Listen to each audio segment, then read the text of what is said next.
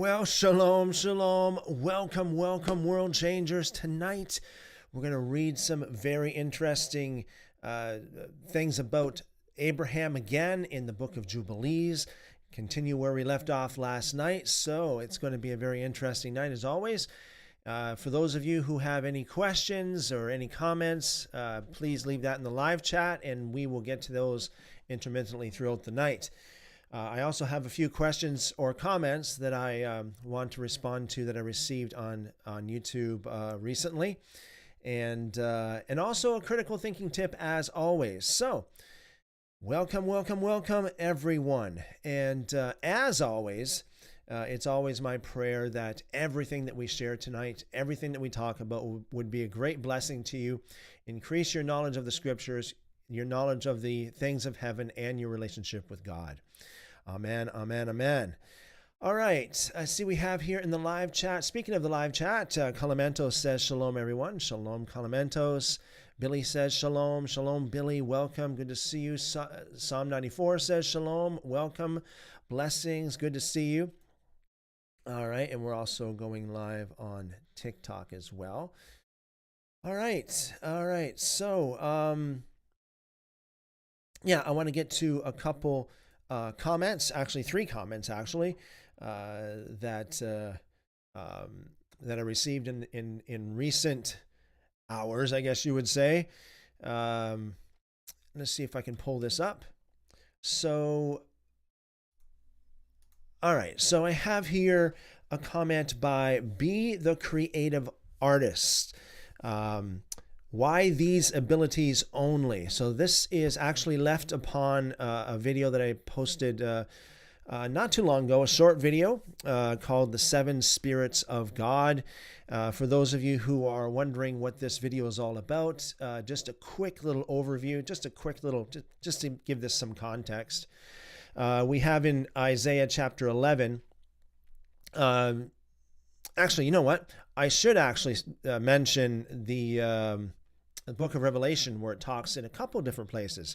It talks about the 7-fold spirit or the 7 spirits of God. And so I just pointed out in that video that Isaiah chapter 11 has 7 attributes or 7 spirits, as you will, if you will, to the Spirit of God. And just quickly to go over those, we have the Spirit of the Lord, number 1, Spirit of 2, or excuse me, Spirit of wisdom, number 2, Spirit of understanding, number 3, Spirit of counsel, number 4, Spirit of strength, 5, Spirit of knowledge, 6, and the Spirit of the fear of the Lord, 7.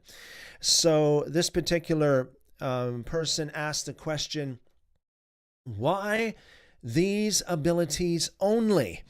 Well, thank you for your question there, Be the Creative Artist. The answer to that is it's not those abilities only.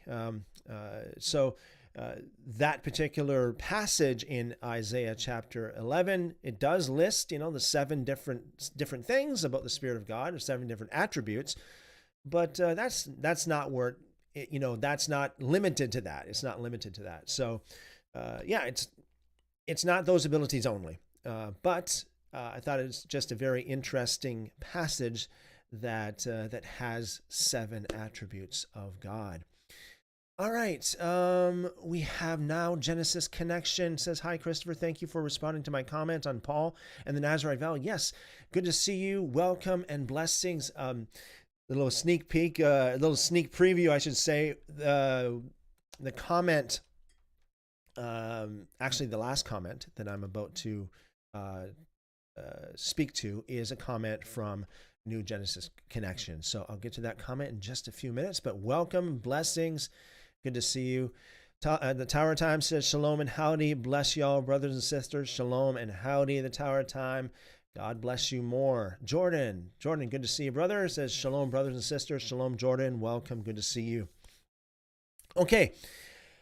All right. So next comment that I'd like to refer to. Now, this is something, it was last summer, to the best of my, if my memory serves me correctly, last summer I posted a short video just asking a question, an honest question.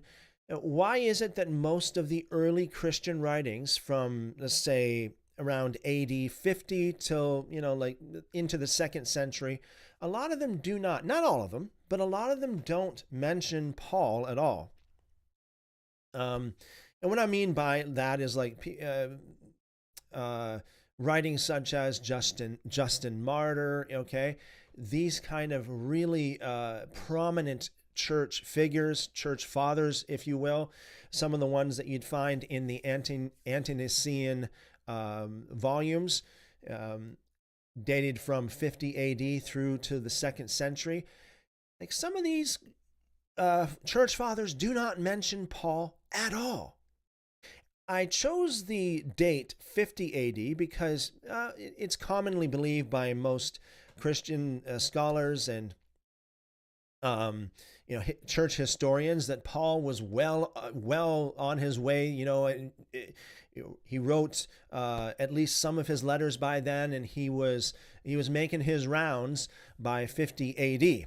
So the point is, he should have been known by, church leaders especially. But we don't have his name mentioned in some of those church leaders at all.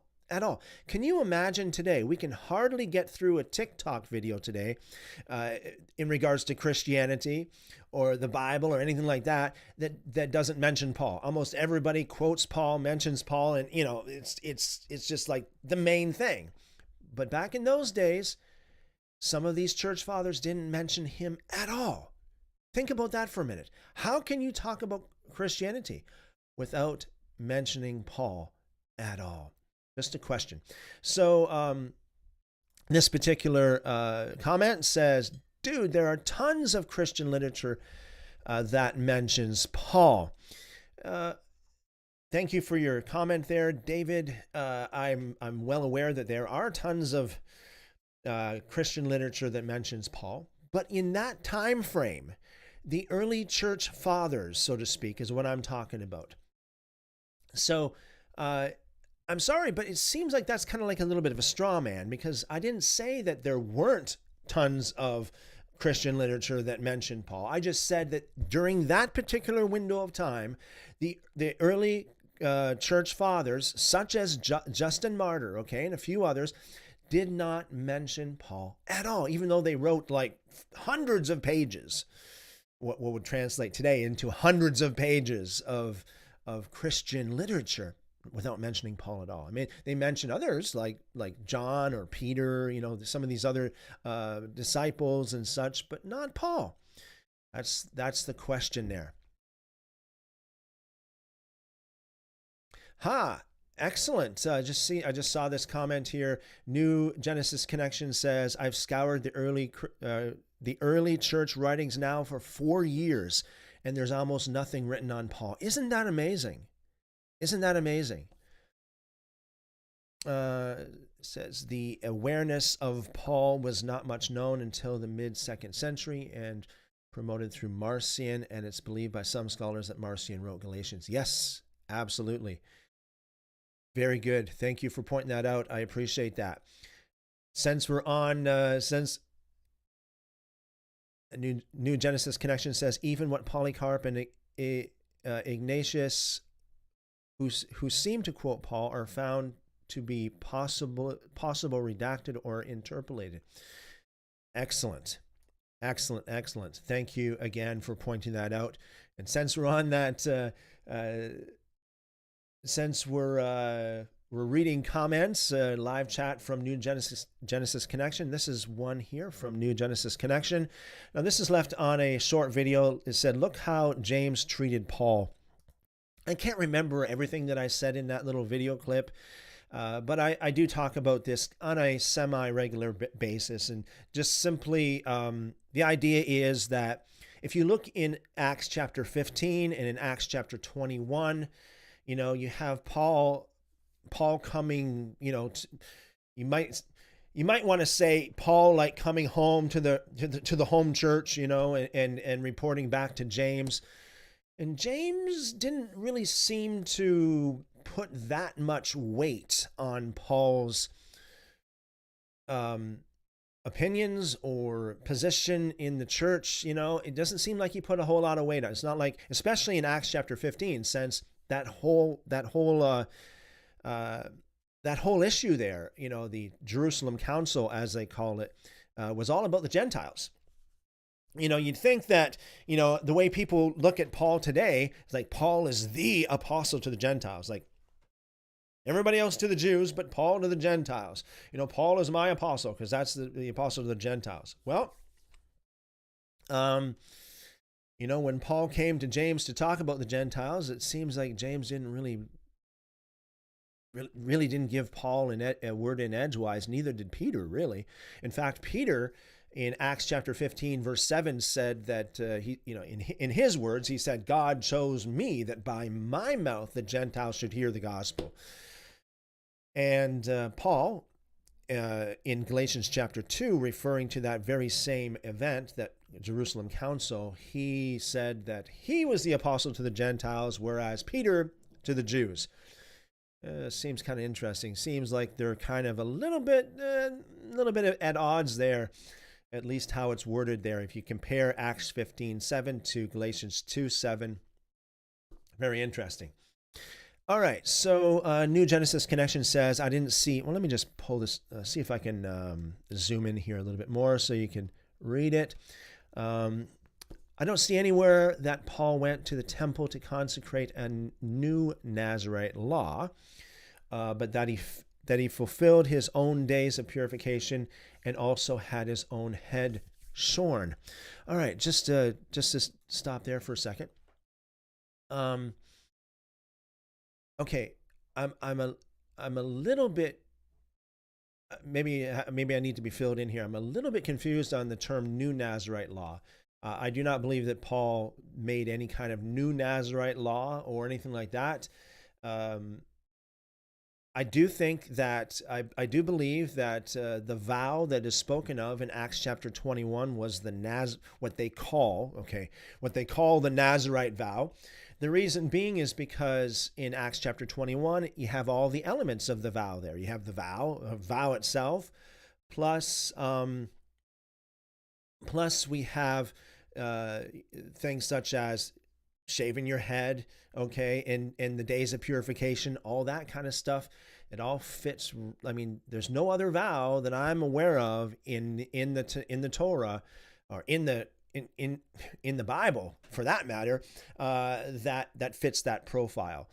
And I know that in the scriptures per se, you don't have that technical term, Nazirite vow, but it seems to me like that is the actual vow that Paul took, along with the four men that we read of in Acts chapter 21. It just seems to fit the profile more than anything else that we find in the scriptures. New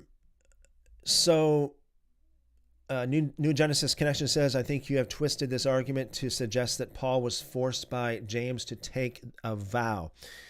Sorry that it seems like I come across that way. I actually make a conscious effort not to frame it like that. So if it did come out like that, I was not. It certainly wasn't my intention for it to be framed like that. Usually I say, I'm not 100% sure every single word that I said in that video, but I do make a conscious effort to make sure that I say, okay, James basically suggested or recommended or, just said, hey, Paul, if you really want to make this, if you really want to prove yourself here, I suggest you take a vow, kind of thing. So that's really where I'm coming from. New Genesis Connection says new Nazirite vow. I meant. Okay, thank you for clarifying that. Okay, moving on. It says no. On the contrary, he had already taken the vow previously and needed to fulfill the appropriate days of purification and have his head shorn, as well as the four other men with him. Very interesting. Just a question there. I'm wondering how you came to that conclusion. Uh, just a question, interesting question. How he so it sounds like if I um, understand you correctly, it sounds like you're saying that Paul was already under the vow. Paul already took that vow, and he just needed to fulfill the days of purification and all that kind of thing. So interesting, interesting. So it goes on. You will go on to say this. James asked him to to prove that he wasn't teaching other Jews to not be circumcised or to eat food sacrificed to idols, and he was upholding the Jewish law. But Paul lied, and the people recognized him and tried to have him killed. Well, kudos to you for saying that Paul lied.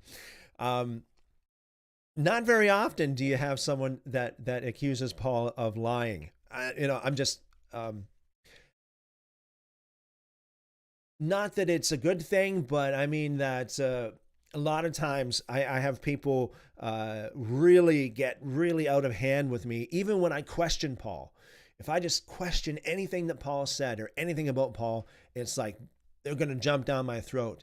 So to see that you said Paul lied, well, yeah, that's pretty good. I mean, in a sense, I mean, at least, we don't, a lot of people paint Paul as if he's an angel or some kind of, perfect prophet or something like that. New Genesis Connection says, I've been doing a massive study on this for a long time concerning my issues with Paul. I feel he was a deceiver. I accuse Paul on a regular basis, and I'm getting quite a reputation. I can imagine. I mean, I go as far as questioning Paul and saying that Paul is not perfect and not everything he wrote is perfect. And wow, I know what I get. The backlash I get for that. So I can fully understand that. And hey, like I said, hats off to you. Thank you for your comment. I appreciate that. Okay. What I'm going to do now, as we usually do every day here, every live stream, we have a critical thinking tip. And the reason why we do this always is because I believe that a lot of Christians, a lot of believers, a lot of messianics, and a lot of basically people who believe the Bible or believe the scriptures in general, a lot of times I notice that there's a lacking, they lack really good critical thinking skills. And so I want to just spend a couple minutes every single day to touch on a new critical thinking tip or point out another fallacy that we need to avoid. And so I'll do that in just a moment here. Let me just see what else we have in the live chat. Philosophy. I communicate regularly on the Paul subject. Very interesting. Thank you. Going Nowhere says, hola, welcome. Excuse me, yes, welcome. Blessings. Good to see you again. So, critical thinking tip of the day, or I should say, logical fallacy that we need to avoid, is what they call the tu quoque. Tu quoque. Some of you know what this is. The tu quoque fallacy. Tu quoque literally means you too, or in other words, who are you to talk? It's another type of ad hominem attack or ad hominem fallacy. And basically what this is basically accusing somebody of hypocrisy. Like, oh, who are you to talk? You too, and so the fallacy is just because somebody may be a hypocrite or may not be, is really irrelevant to what they're saying. You think about in Matthew chapter 23, where it says that Jesus commanded everyone, it says basically, he spoke to everyone and to his disciples, saying, everything that the Pharisees and scribes tell you to do, that observe and do. Just don't do what they're doing. Matthew 23, that's what it says in the first few verses. So Yeshua, Jesus, is basically just saying, hey, what the Pharisees and what the scribes and Pharisees say, what their the words on their lips, so to speak, are good. Just their actions are not good. Don't don't follow their actions. Don't go by their actions because they're hypocrites. Listen to what they say. Do what they say. Not just do what they say, but do and observe all that they say to do and observe. And that's a big statement. That's huge. So even Yeshua said, basically, when it comes to the Pharisees, basically don't fall into this kind of fallacy where it's like, well, even if they're hypocrites, it doesn't mean that everything they say is wrong. It doesn't mean we should throw out their teachings. It just means that they're not practicing what they preach. So in the same way, the tu quoque fallacy is basically that, just accusing people of being a hypocrite, but that doesn't mean that what they're saying is wrong. Here's an example. A mother says, you should stop smoking. It's harmful to your health. But the daughter says, why should I listen to you? You started smoking when you were 17. So there's the tu quoque fallacy there, where the daughter is like, well, hey, you did it. It's like, but that doesn't mean that it's okay for you, And so we need to be careful not to fall in this ourselves, and we also need to be aware and to identify this kind of fallacy whenever it arises. Okay, I'm going to ask, Hannah's going to come on in just a few minutes and play some live music for us. And in the meantime, we're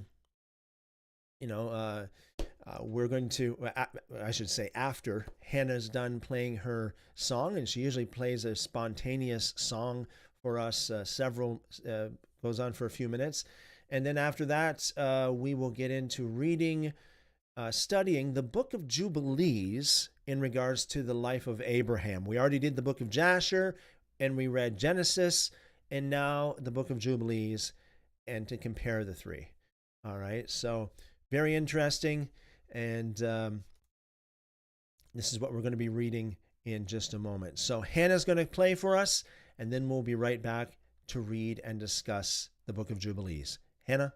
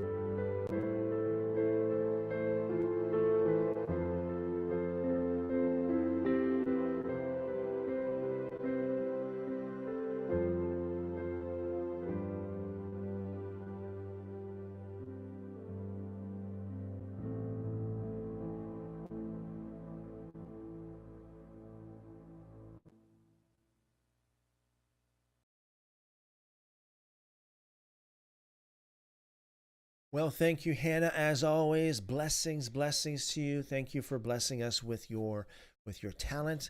I see we have here in the live chat, a New Genesis Connection says, "That's beautiful. I play the piano as well." Awesome, awesome. And thank you, New Genesis Connection. Sounds great. All right. All right. I see over there on TikTok we have a couple comments from good old David. Like David likes to come and hit and run all the time. David, if you're still there, let me know that you're there in the comments. If not, well, it's just another hit and run. We'll see how it goes. Let me know, David, if you're there. Anyways, so last night we read the Book of Jubilees, chapters 10 through 13. Very interesting information about the book, about Abraham, I should say. Very interesting information about Abraham. Not so, a little bit different than the Book of Jasher. There are some things that are similar. There are also other things that are different than the Book of Jasher. But very, very interesting. I think that every single Bible student should definitely read these books, the Book of Jasher and the Book of Jubilees. Read it, study it, all that kind of thing. Thank you, Billy, over there on TikTok for the likes. I appreciate that. Okay, so we're on chapter 14 right now in the Book of Jubilees. Oh, by the way, I see we have here, Seek the Lord says shalom. Shalom, seek the Lord. Welcome, welcome. Tammy says shalom all. Shalom, Tammy.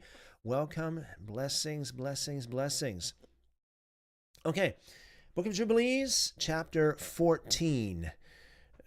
Subtitle here says, Abram receives the promise of a son and innumerable descendants. It offers a sacrifice and is told of his seed being in Egypt. And then God's covenant with Abraham, and Hagar bears Ishmael. By the way, we always say this all the time, but the so-called Old Covenant or Old Testament is a very misleading title because there are many covenants within that scope of books. From Genesis to Malachi, those 39 books, there are many covenants, not just one. Makes it sound like it's one, right? Just Old Testament or Old Covenant, but there are many. Covenant of Abraham, covenant of Isaac, covenant of Jacob, covenant of David, and so on and so forth. Many covenants, and this is just one little sneak peek into this kind of thing here, the covenant of Abram. So let's begin reading chapter 14. It says, After these things, in the 4th year of this week, on the new moon of the 3rd month, the word of the Lord came to Abram in a dream, saying, Fear not, Abram, I am your defender, and your reward will be exceeding great. And he said, Lord, what will you give me, seeing I go hence childless? And the son of Mesech, the son of my handmaid, is Damasek, Eliezer. He will be my heir, and to me you have given no seed. And he said unto him, This man will not be your heir, but one that will come out of your own bowels, he will be your heir. And he brought him forth abroad, and said unto him, Look toward heaven, and number the stars, if you are able to number them. And he looked toward heaven, and beheld the stars. And he said unto him, So shall your seed be. You know what? I've got to say this. Some of you know what I'm going to say right now, but since we have New Genesis Connection with us here, talking about Paul. You think about in Galatians chapter 3, when Paul makes the argument that it says in Genesis, seed and not seeds, therefore it's only one person and not many.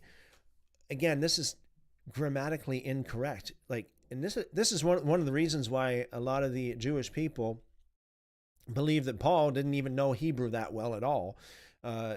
Using that kind of an argument, because seed, zera, is what is the term that you use to refer to either one or many. Just like the word sheep in English. It can mean one, but it can mean a million too. Okay? There's no such thing as zeraim, seeds in Hebrew, when referring to many descendants. And you never see that. You never see that in the scriptures. It's always seed. Seed, yes, seed can mean one person, but it can also mean many, as we see right here. So Paul's argument doesn't seem to be very consistent with the Hebrew, in the grammar and the way you use that word, zera versus zeraim. It's like saying that, the farmer said he's got 200 sheep, and he didn't say sheeps, he said sheep, therefore it's only one. Really? You really think so? So, so Paul, and Paul goes against his own logic in the very same chapter in Galatians chapter 3. Because remember, in context, he's talking to the Galatians, right? To the church in Galatia. He's not talking to one person. He's talking to the church. He wrote it to the church. And so he said, in that very same chapter, he said, that you are Abraham's seed. You are Abraham's seed? Paul, shouldn't you say you, as in the church, are Abraham's seeds? Because aren't you talking to many, not just to one? So it's not very consistent. Great Deception says, Shalom, everyone. Shalom, Alan. Welcome. Good to see you. New Genesis Connection says, from what I understand, Paul's use of the Old Testament came from the poorly translated Septuagint. Yeah, it seems like Paul used the Septuagint for sure, more than what we know, more than the Hebrew text that we have today. And there's another good argument as well, that Paul probably didn't know Hebrew as well as a lot of Christians think that he did. I mean, if he really knew Hebrew, why did he use the Septuagint? And why would he make that argument, seed versus seeds? It just doesn't make sense. It doesn't make sense at all. Yeah, so just because it says seed, Paul, doesn't mean one, at least not always. It can mean many, as we see here, right? Just as we see here. Verse 5 again, and he looked toward heaven and beheld the stars, and he said unto him, so shall your seed be. In other words, like, wow. That's a lot. That word seed means a lot of people here. All right.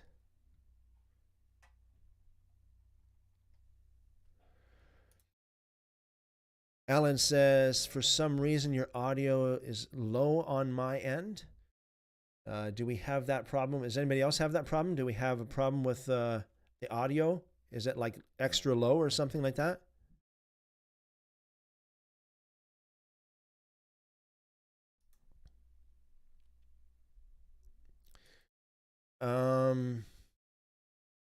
Is it low only when I go to this screen, or is it also low here as well? Like, is it different volumes?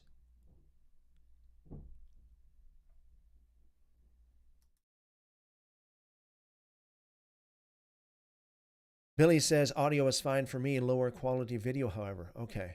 All right. Thank you for letting me know. That could be because TikTok is going too.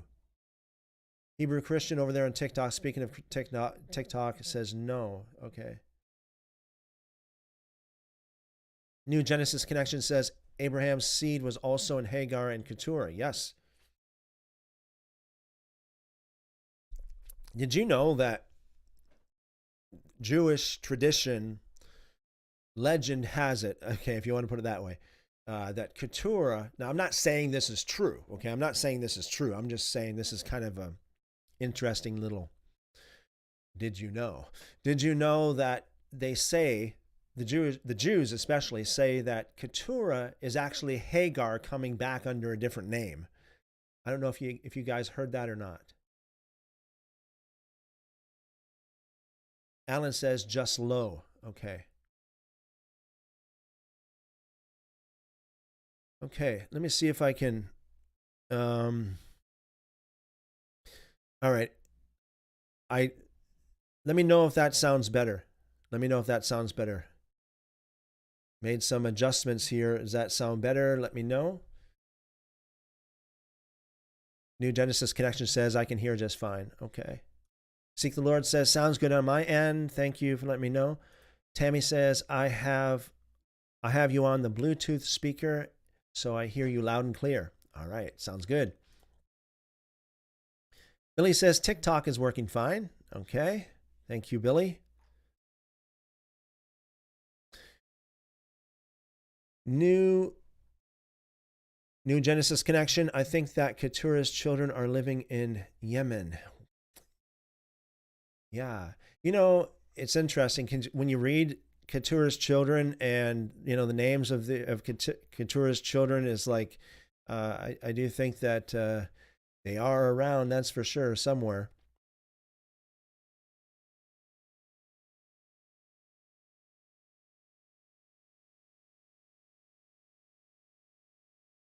New Genesis Connection says, I thought that Keturah was a Midianite, not sure, or a Canaanite. You know what? I have to look that up myself.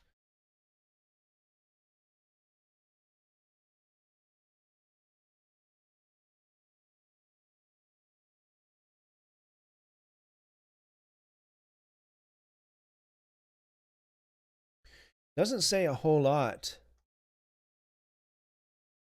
So Genesis chapter 25, verse 1. Genesis chapter 25, verse 1. Abraham had taken another wife whose name was Keturah. Notice one of her children was Midian. We read a lot about Midian in the scriptures.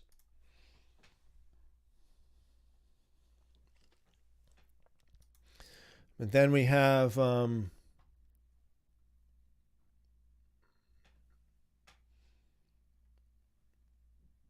and Midian's sons, and all these were the sons. And Midian's sons were Ephah, Epher, Hanok. There's another variation of Enoch right there. Abida and Eldaah. All these were sons of Keturah.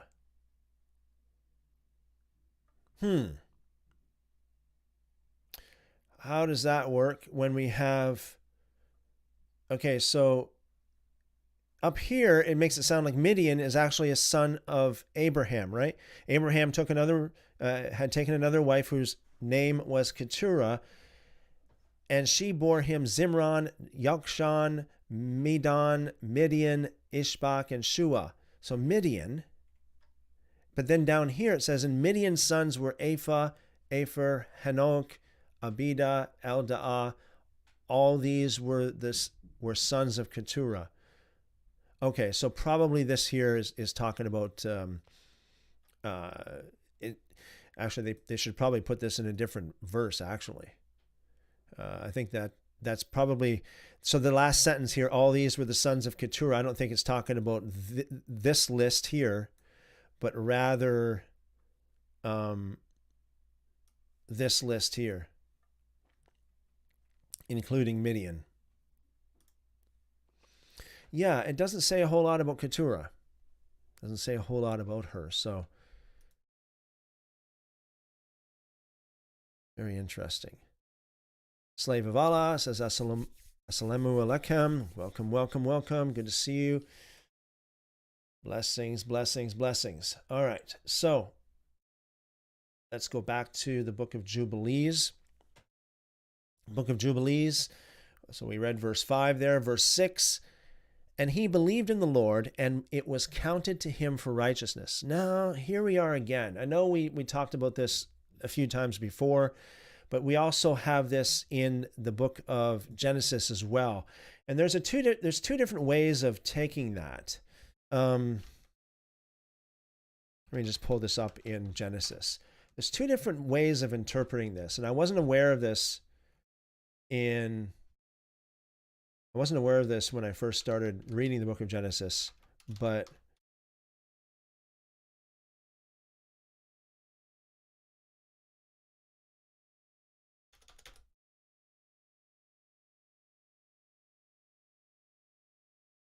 see here.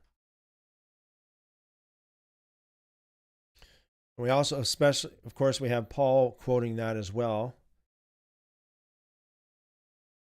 But it's in Genesis 15.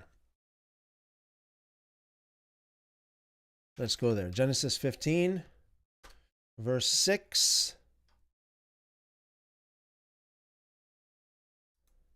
And he believed in the Lord, and he counted it to him for righteousness. Here's the question. He believed in the Lord, and he, who's he? And who's him here? Because it makes all the difference. Now, typically, traditionally, it's translated or interpreted like how Paul puts it, but not always, because sometimes it can be translated or interpreted different. Like, he believed in the Lord. That's Abraham believed in the Lord, and he, a lot of people think this is talking about God, counted it to him, which would be Abraham, for righteousness, but it can be the other way around. Some people believe it's the other way around. Like, Abraham counted God as being righteous, and that's why he believed in the Lord, because the Lord was righteous and he would not lie. Okay? New Genesis Connection says, Paul misquotes Genesis on Abraham, saying only his righteousness was attributed to faith only, but not his works as well. You'd be surprised. Yeah, I totally. Absolutely. You'd be surprised. I'm not talking to you specifically, New Genesis Connection. I'm sure you know this, but a lot of people don't know this. You'd be surprised how many quotes in the New Testament does not line up with the quote-unquote Old Testament. It just doesn't line up. A lot of them are very different, and that's when most of the time the Septuagint, lines up with, or I should say, the New Testament writings line up with the Septuagint when they don't line up with the Masoretic. But here's the thing. So in Genesis, since we're on this topic here of he counted it to him for righteousness, Genesis chapter 15, verse 6. Now, if you go over to the Jewish website Sepharia.org, and you look it up in the Tanakh, or for those of you who want to know exactly how I got here, just Sepharia.org, click on Tanakh, click on Genesis, and then click on chapter 15, and then go down to this particular verse where it says, and he put his trust in Yud-He-Waw-He, or Yud-He-Vav-He, who reckoned it to his merit. Okay, so if I click on this and go over to the commentary here, Rashi interprets it as most Christians do. But if you go down to Ramban, very interesting, the way Ramban puts it, it says, and he believed in the eternal, and he counted it to him for righteousness. So Ramban says Rashi's explanation is the Holy One, blessed be he, accounted it to Abraham for righteousness and merit because of the faith with which he had trusted in him. But I do not understand the nature of this merit. Why should he not believe in the God of truth? And he himself is the prophet, and God is not a man that he should lie. And that's, of course, in Numbers 23:29. So just a second here. And we got Bronze Serpent says, hello, Bronze Serpent, good to see you. Just a second. Think about this for a moment. It's like, why would God give such a great reward to somebody for believing him? It's like, oh, you actually believe me? Here's a great reward. Can you imagine, let's say, being at a place of employment, you're at work, and your boss tells you something. Your boss tells you something, and you're like, "Hey, I believe you." And the boss is like, "Oh, you really believe me? Wow, I'll give you a bonus for that." Like, shouldn't I? Is it like, shouldn't I believe you anyway? Like, why would you award me for believing you? Isn't that something that's just I should believe you no matter what. Anyway, it'd be my duty to believe you. And this is Ramban's argument. So he goes on to say, furthermore, he who believed and on the basis of this belief was ready to sacrifice his only son, the beloved one, and withstood the rest of the trials, how could he not believe a good tiding?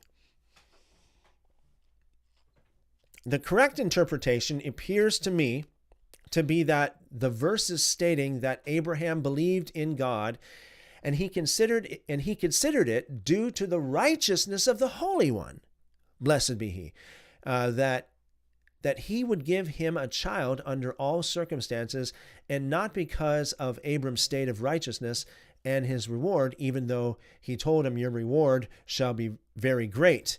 Thus, from now on, he would no longer have to fear that sin might prevent the fulfillment of the promise. Now, although in the case of the first prophecy, Abraham had thought that the promise was conditional upon the recompense for his deeds, yet now, since he promised him that he should have no fear on account of sin, and that he will give him a child, he believed that the thing is established by God, truth, he will not turn from it.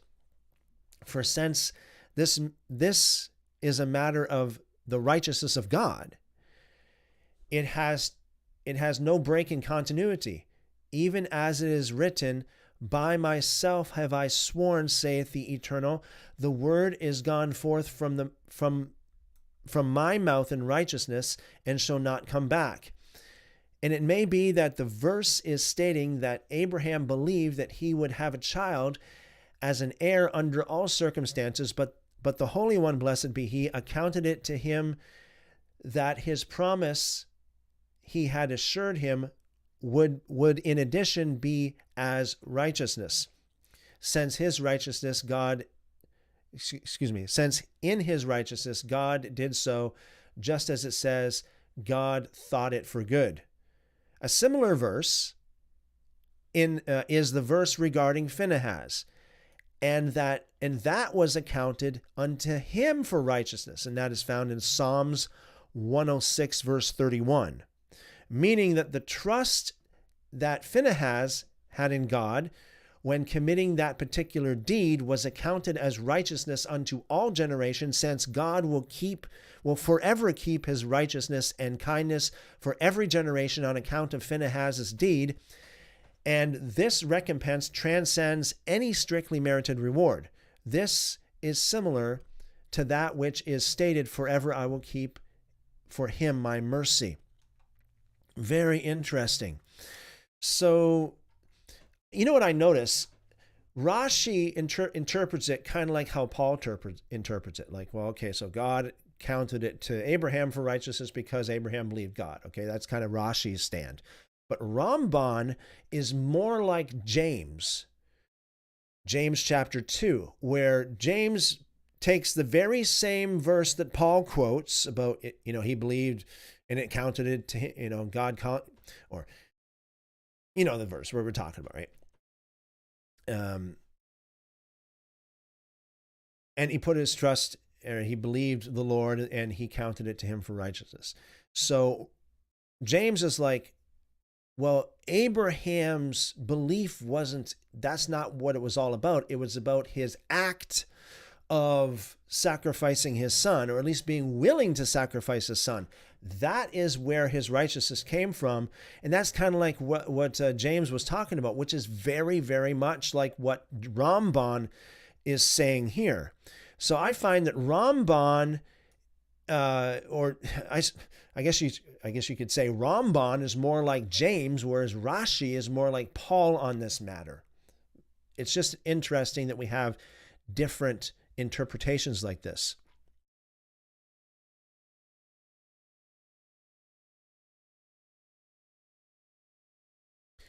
Yeah, very interesting.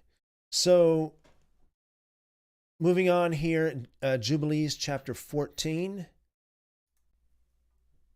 Chapter 7, verse 7. And he said unto him, I am the Lord that brought you out of Ur of Chaldees to give you the land of the Canaanites to possess it forever. And I will be God unto you and to your seed after you. And he said, Lord, Lord, Whereby shall I know that I shall inherit it? And he said to him, Take me a heifer of 3 years, and a goat of 3 years, and a sheep of 3 years, and a turtle dove, and a pigeon. And he took all these in the middle of the month, and he dwelt at the oak of Mamre, which is near Hebron. And he built an altar there, and sacrificed all these. And he poured their blood upon the altar, and divided them in the midst, and laid them over against each other. But the birds divided he not. And the birds came down upon the pieces, and Abram drove them away. Interesting, notice this. We have here in Jubilees, and this is also in Genesis as well, where we have Abram driving away the birds. Now, let me just... Yeah, so Genesis chapter 15, verse 11. Genesis chapter 15, verse 11. And when the fowls came down upon the carcasses, Abram drove them away. Remember what we read there just the other night, just last night, I believe it was, where Abram was, he was known for driving away birds, according to Jubilees. Interesting story, right? He was known for driving away birds when he was young, driving the birds away off of the fields, so that the seeds could germinate and the crops can, and everything can be, bring forth its produce and making people prosper. And so Abraham was known for driving away the birds, according to Jubilees. And in Genesis 15, we have Abram driving away the birds, as well as the Book of Jubilees, what we just read there, Jubilees 14:12. He did not suffer the birds to touch them.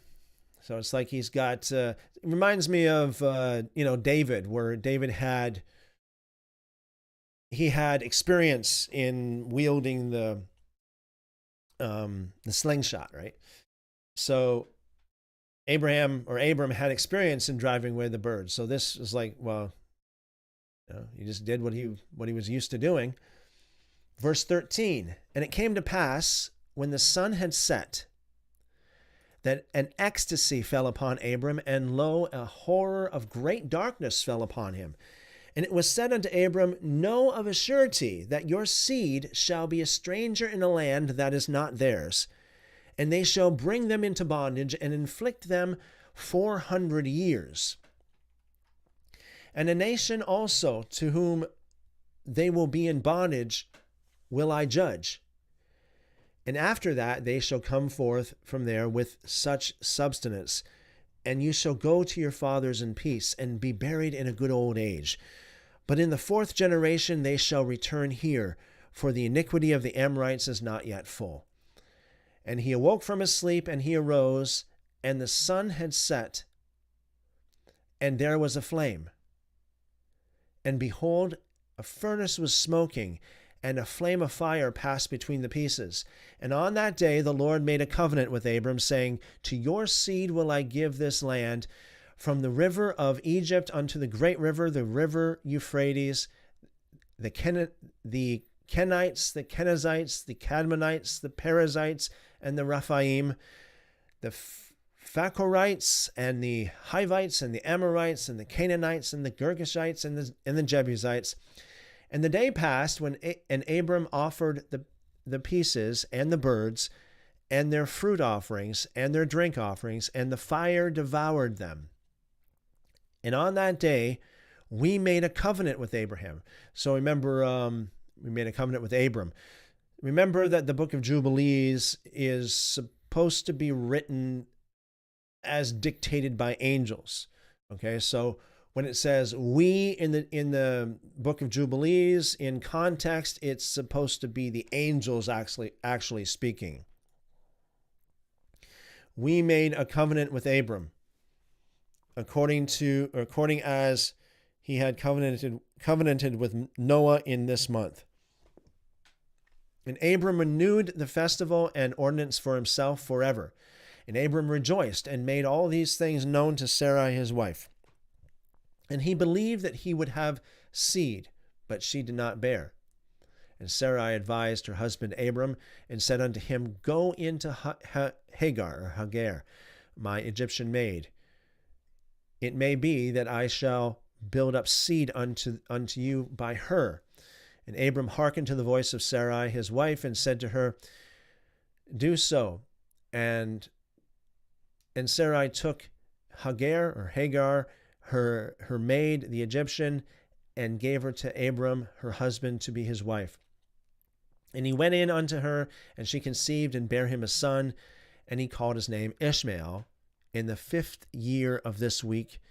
And this was the 86th year of the life of Abram.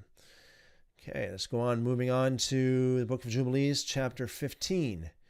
And in the 5th year of the 4th week of this Jubilee, in the 3rd month, in the middle of the month, Abram celebrated the feast of the first fruits of the grain harvest. And he offered new offerings on the altar, the first fruits of the produce unto the Lord, a heifer and a goat and a sheep on the altar, as a burnt sacrifice unto the Lord. Their fruit offerings and their drink offerings he offered upon the altar with frankincense. And the Lord appeared to Abram and said unto him, I am God Almighty. Approve yourself before me, and be perfect. And I will make a covenant between me and you, and I will multiply you exceedingly. And Abram fell on his face, and God talked with him and said, Behold, my ordinance is with you, and you shall be the father of many nations. Neither shall your name be any more, neither shall your name any more be called Abram, but your name from henceforth, even forever, shall be Abraham. For the father of many nations have I made you. And I will make you very great, and I will make you into nations, and kings shall come forth from you. And I shall establish my covenant between me and you and your seed after you throughout their generations for an eternal covenant, so that I may be a God unto you and to your seed after you. And I will give to you and to your seed after you the land where you have been a sojourner, the land of Canaan, that you may possess it forever, and I will be their God. And the Lord said to Abram, And as for you, keep my covenant, you and your seed after you, and circumcise every male among you, and circumcise your foreskins, and it shall be a token for an eternal covenant between me and you. And the child on the 8th day you shall circumcise every male throughout your generations that is born in the house, or whom you have bought with money from any stranger, whom you have acquired, who is not of your seed.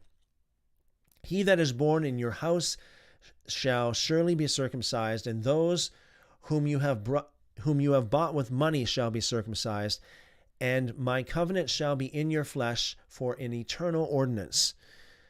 And the uncircumcised male who is not circumcised in the flesh of his foreskin on the 8th day, that soul shall be cut off from his people, for he has broken my covenant. And God said unto Abraham, As for Sarai, your wife, her name shall no more be called Sarai, but Sarah shall be her name. And I will bless her and give her a son and give you a son by her. And I will bless him, and he shall become a nation, and kings of nations shall proceed from him. And Abraham fell on his face and rejoiced, and said in his heart, Shall a son be born to him that is 100 years old? And shall Sarah, who is 90 years old, bring forth? And Abraham said to God, Oh, that Ishmael might live before you. And God said, Yes, and Sarah also shall bear you a son, and you shall call his name Isaac, and I will establish my covenant with him, an everlasting covenant, and for his seed after him. And as for Ishmael also, I have heard you, and behold, I will bless him, and make him great, and multiply him exceedingly. And he shall beget 12 princes, and I will make him a great nation. But my covenant will I establish with Isaac, whom Sarah shall bear to you in these days, in the next year. And he left off speaking with him, and God went up from Abraham. And Abraham did according as God had said unto him, and he took Ishmael his son, and all that was born in his house, and whom he had bought with his money, every male in his house, and circumcised the flesh of their foreskin. And on the selfsame day was Abraham circumcised, and all the men of his house, and those born in the house, and all those whom he had bought with money from the children of the stranger were circumcised with him.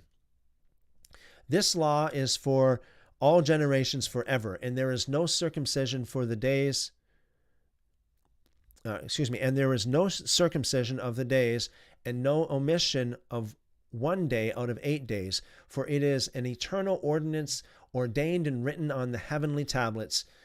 And every one that is born, the flesh of whose foreskin is not circumcised on the 8th day, belongs not to the children of the covenant which the Lord made to Abraham, but to the children of destruction. Nor is there, moreover, any sign on him that he is the Lord's, but he is destined to be destroyed and slain from the earth, and to be rooted out of the earth, for he has broken the covenant of the Lord our God. For all the angels of the presence and all the angels of sanctification have been so created from the day of their creation, and before the angels of the presence and the angels of sanctification he has sanctified Israel, that they should be with him and with his holy angels. And you shall command the children of Israel, and let them observe the sign of this covenant for their generations as an eternal ordinance, and they will not be rooted out of the land. For the command is ordained for a covenant, that they should observe it forever among all the children of Israel. For Ishmael and his sons and his brothers and Esau, the Lord did not cause to approach him, and he chose them not because they are the children of Abraham, because he knew them, but he chose Israel to be his people. And he sanctified it, and gathered it from amongst all the children of men. For there are many nations and many peoples, and all are his, and over all has he placed spirits in authority to lead them astray from him. But over Israel he did not appoint any angel or spirit, for he alone is their ruler, and he will preserve them and require them at the hand of his angels and his spirits, and at the hand of all his powers, in order that he may preserve them and bless them, and that they may be his, and he may be theirs from henceforth forever.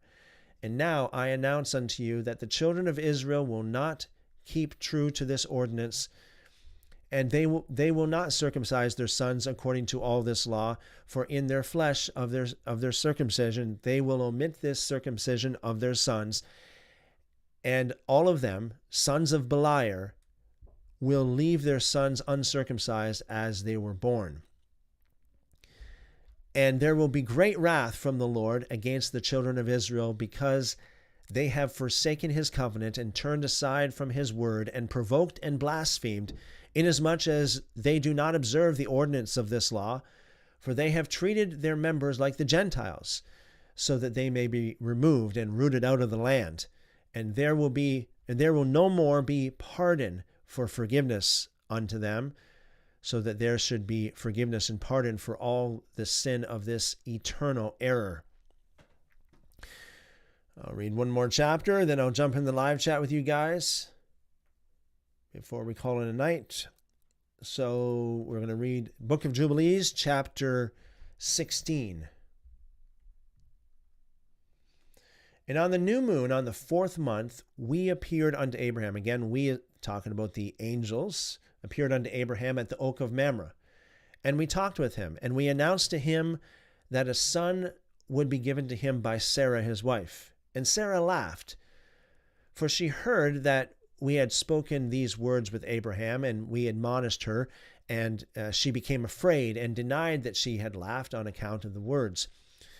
And we told her the name of her son, as his name is ordained and written in the heavenly tablets, i.e., Isaac. And that we return to her, and that when we return to her at the set time, she would have conceived a son. And in this month, the Lord executed his judgments on Sodom, on Gomorrah, on Zeboim, and all the region of the Jordan, and he burned them with fire and brimstone and destroyed them unto this day. A second.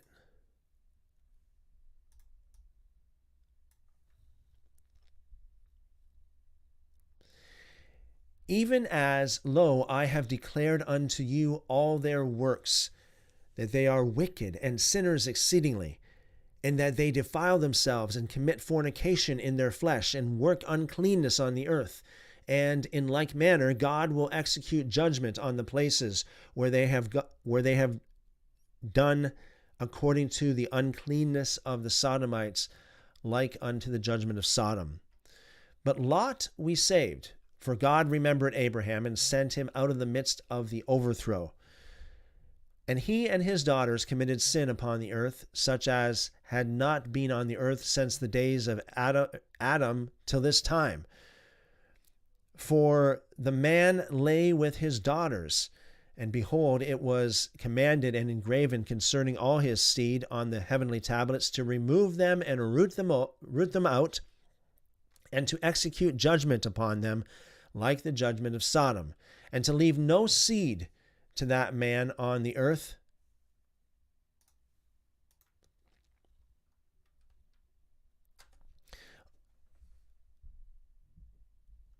On the day of condemnation. And in this month, Abraham moved from Hebron and departed and dwelt at between Kadesh and Shur in the mountains of Gerar. And in the middle of the 5th month, he moved from there and dwelt at the well of the oath.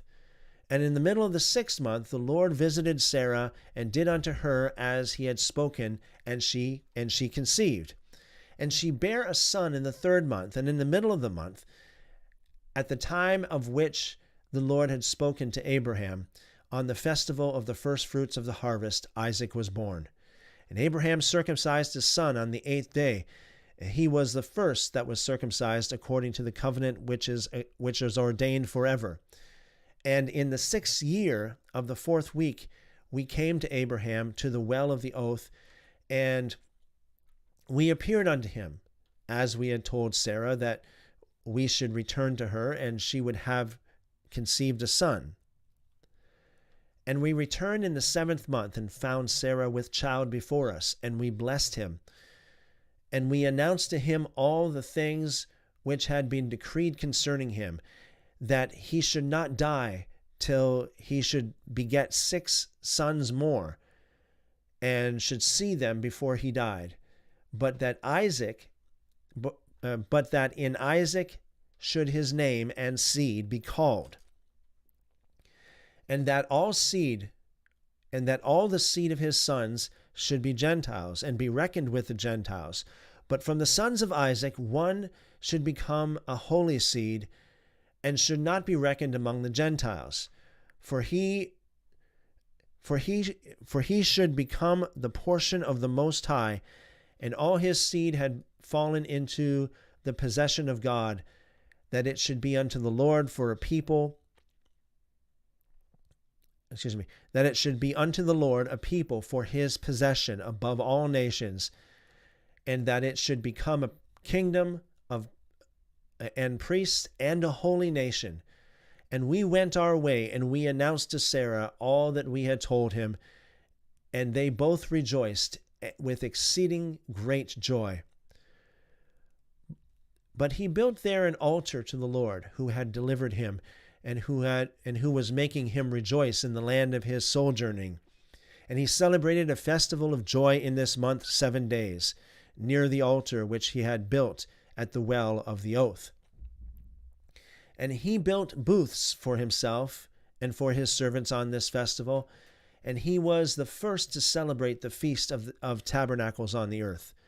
And during these 7 days he brought each day to the altar a burnt offering to the Lord, 2 oxen, 2 rams, 7 sheep, one he-goat for a sin offering, that he might atone thereby for himself and for his seed.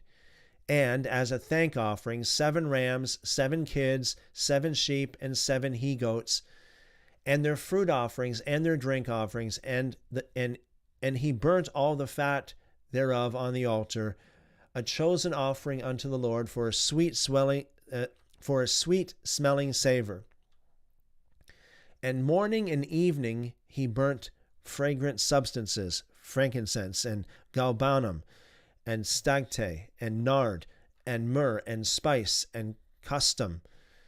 All these 7 he offered, crushed, mixed together in equal parts and pure. And he celebrated this feast during 7 days, rejoicing with all his heart and with all his soul, he and all those who were in his house. And there was no stranger with him, nor any that was uncircumcised. And he blessed his Creator, who had created him in his generation, for he had created him according to his good pleasure. For he knew and perceived that from him would arise the plant of righteousness for the eternal generations, and from him a holy seed, so that it should become like him who had made all things. And he blessed and rejoiced, and he called the name of this festival the festival of the Lord, a joy acceptable to the Most High God. And we blessed him forever, and all his seed after him throughout all the generations of the earth, because he celebrated this festival in its season, according to the testimony of the heavenly tablets. For this reason it is ordained on the heavenly tablets concerning Israel, that they shall celebrate the Feast of Tabernacles 7 days with joy. In the 7th month, acceptable before the Lord, a statute forever throughout their generations every year. And to this there is no limit of days, for it is ordained forever regarding Israel, that they should celebrate it and dwell in booths, and set wreaths upon their heads, and take leafy boughs and willows from the brook. And Abraham took branches of palm trees, and the fruit of goodly trees, and every day going round the altar with the branches 7 times a day in the morning. He praised and gave thanks to his God for all things in joy. All right, so that concludes our reading for tonight. Take a look here, what we have in the live chat. Thank you very much for the follow over there on TikTok, Daniel.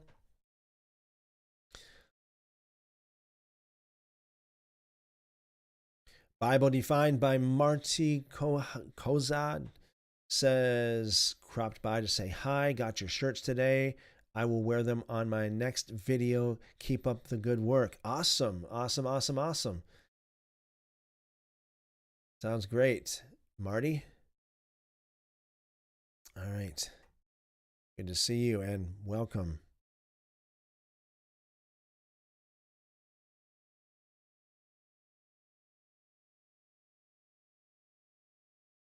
Lucinia says, finally caught your live, brother. Blessings from Texas. Welcome, welcome. Shalom. God bless you more. Good to see you. Slave of Allah says, Allahu Akbar. Subhan Allah. New Genesis Connection says, it would suggest that Abraham had more than just faith. Absolutely, yeah. As circumcision was a physical work. Very good, very good, excellent. For sure.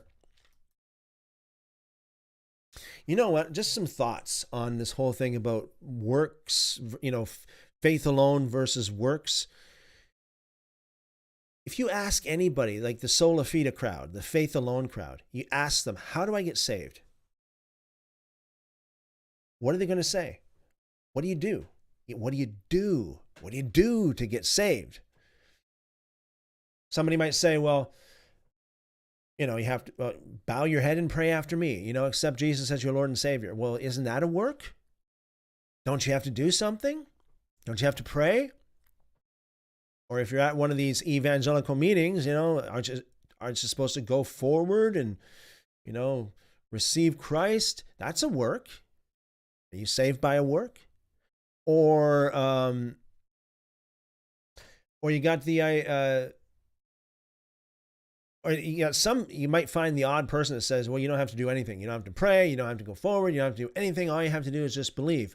Believe what? And believe what from whom? Because it takes a preacher to do a work for you to hear the message and believe. So that means that maybe you can say, well, I didn't do anything. Well, you did do something to get saved, because you have to be at a certain place at a certain time and actually tune in and listen. I mean, that's something you do. Not only that, but it's somebody else's work that gets you saved, right? Like, I'm talking from an evangelical point of view. Isn't it a preacher's work that gets you saved? Aren't you putting your faith in a preacher's work? Aren't you putting your faith in a preacher's work in preaching the message?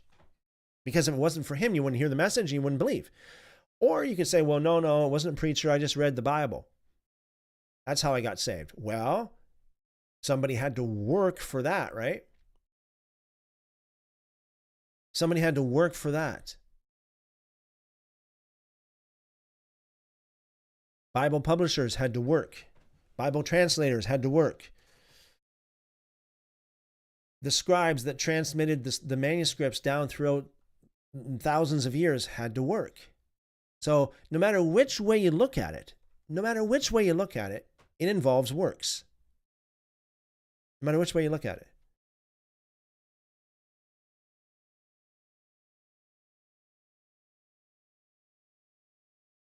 Travis quotes Psalm 84:7. They go from strength to strength till each appears before God in Zion.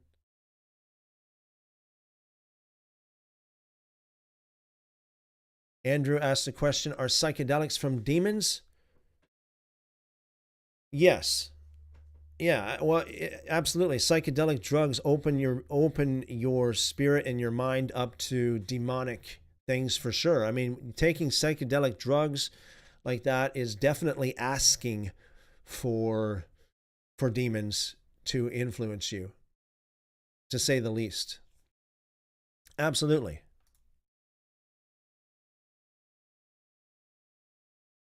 That's opening the door and calling them in. That's what that's doing.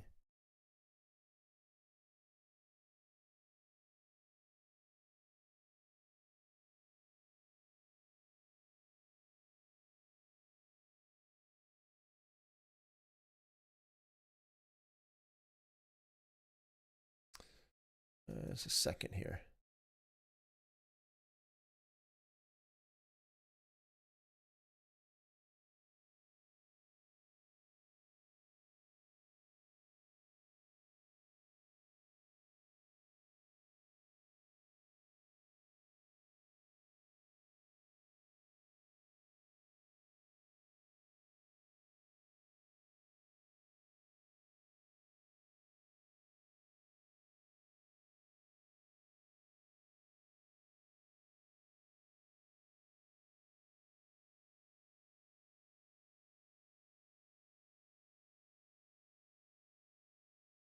Lucinia says, do you believe that Paul's conversion and Jesus revealing himself in the desert is truth? I recently heard a teaching that Paul isn't a true follower of Yeshua. Thanks for your time, brother. Well, thank you for your comment, and it's my pleasure. So in regards to Paul's conversion, exactly what happened, I think, is questionable, to say the least, because of the contradictions that we have even within the book of Acts itself, and the fact that Paul never talks about it really. He didn't talk about the road to Damascus at all in any of his authentic epistles. So we don't hear directly from him. And even if we did, it doesn't necessarily mean it's truth. So the author of the book of Acts gives us conflicting stories, 3 times over. So, today in the court of law, that would not stand. That wouldn't stand if you have a witness that filed 3 different affidavits, or, excuse me, who contradicted himself, 3 times on the stand or something, you know, I don't think it would stand. I don't think it would fly very far.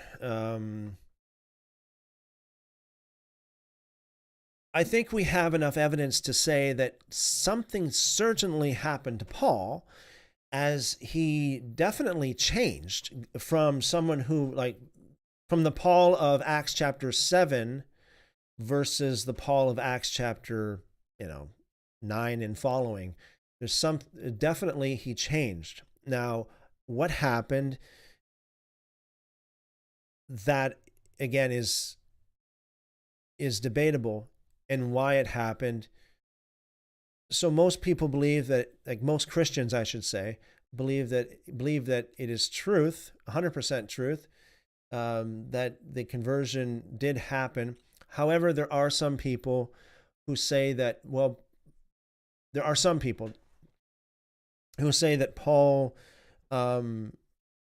really didn't have a conversion like that, but rather he infiltrated the church from the back door, so to speak. In other words, instead of destroying the church head on, he destroyed the church in a different way. Now, I'm not saying that's truth either. I'm just saying that there are people that from many different parts of the spectrum as what they believe about Paul. All I can say is that I think we have sufficient evidence that Paul changed dramatically one way or another. Somehow he changed. We can say that for sure. Exactly what happened on the road to Damascus or whatever on that whole thing is very difficult, especially when we only have one author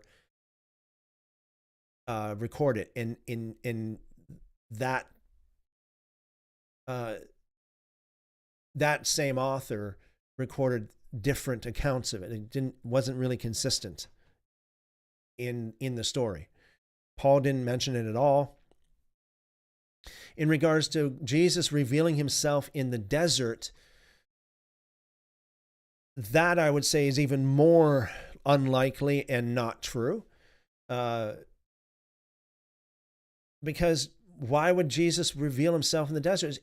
You look at, even when it says in the book of Acts, how does God operate? When he called Cornelius in Acts chapter 10, he didn't tell Cornelius to go to the desert all alone and just, Jesus will just appear to you there and Jesus will teach you all about himself. That's not the way God works. God uses men, fallible men at that, to do his work. So according to Acts chapter 10, an angel spoke to Cornelius and told him to go to Peter. And Peter will tell him about Jesus. That's more like it. That's more like how God operates. When you have someone alone out in the middle of nowhere, and removed from the community, that should be a red flag. So I don't think there's much evidence at all, and I don't think there's much truth at all that Jesus was teaching Paul in the wilderness. That's my take on that, Lucinia. Again, thank you for your question. I appreciate that.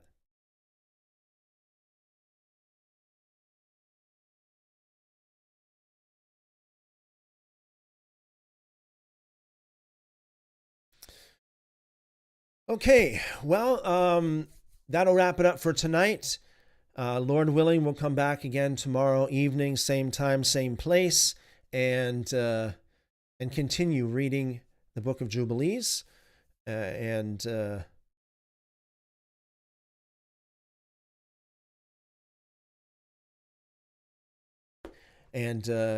discussing all these kind of things as well.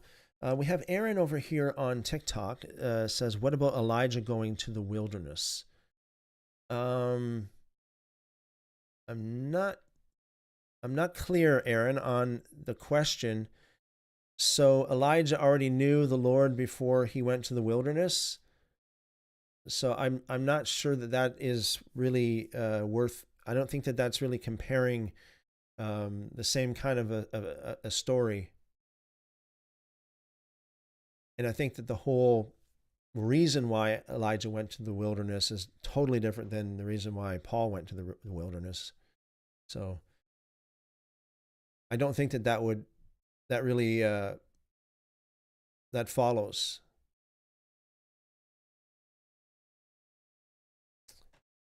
Thank you for your question, Aaron. Okay. Yeah, so we'll wrap it up, and yeah, we'll take it tomorrow. We'll continue reading the Book of Jubilees and talking about all these things, as well as always, I'll be responding to your comments and answering questions as usual. So thank you all for your questions and your comments. Thank you all for your fellowship. Love you guys. You guys are awesome as always. So yeah, I'll see you again tomorrow night. As always, I pray the Lord bless you and keep you, make his face to shine upon you, lift up his countenance upon you, and give you wonderful, wonderful shalom. Amen, amen. See you tomorrow.